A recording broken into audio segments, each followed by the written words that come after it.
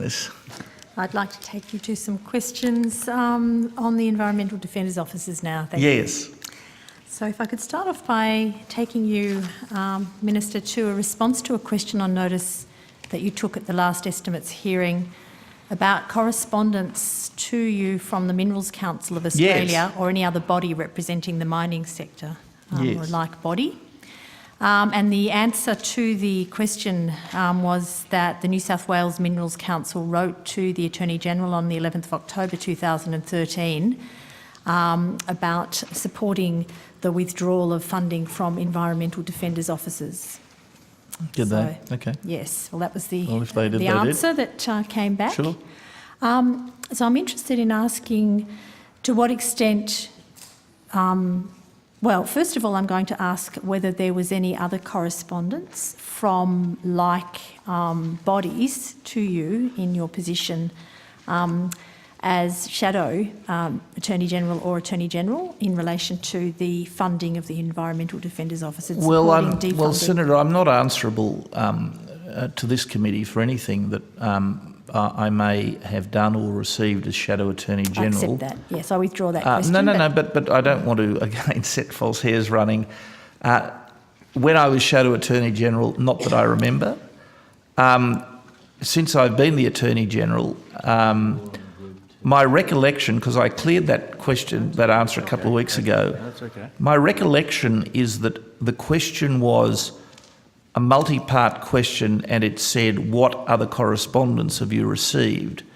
To which I think the answer was none. Certainly the only correspondence that was able to be identified was that one letter. All right, thank you for that. I'm interested to what extent that lobbying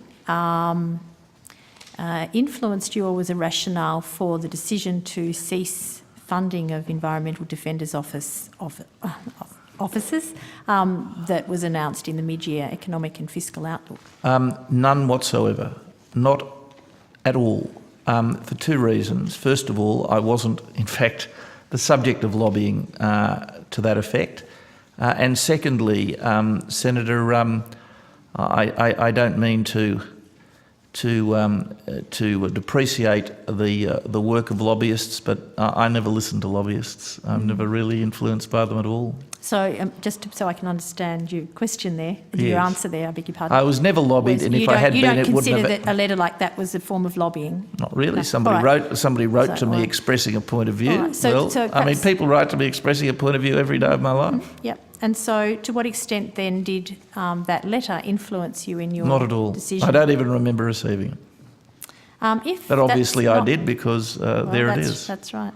If that's not the case, then what were the matters that did form your decision, or what did form the rationale for the decision to defund in totality the Environmental Defenders Office?